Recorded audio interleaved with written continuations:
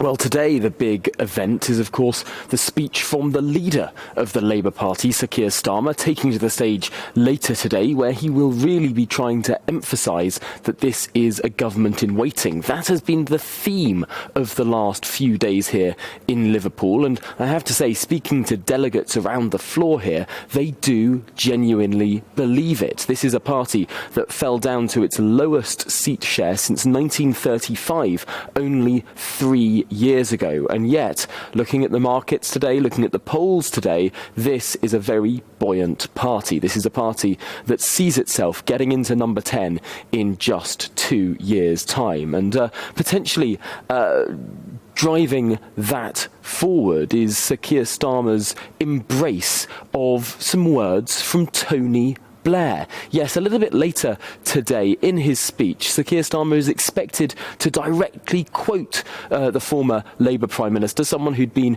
very controversial in Labour Party conferences since he stopped being Prime Minister. But the quote that is going to be used from Sir Keir Starmer today, quoting Blair, is that the Labour Party is the political wing of the British people. Now, that might sound like quite an ordinary quote to people who are just coming across it for the first time, but it's a controversial statement here because for a long time, and indeed for people on the left of the party, one of their go-to lines about Labour is it's the political wing of the trade union movement.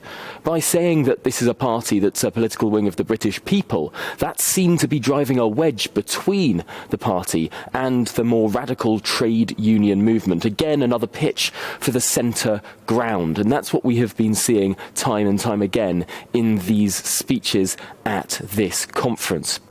But of course, it does feel like the government is giving the Labour Party a pretty easy run of things right now. Liz Truss, of course, became Prime Minister saying she was willing to do unpopular things, and certainly that has been a promise kept to. We have seen, of course, a poll last night from YouGov showing a 17-point lead for the Labour Party, the largest since 2001 for that party.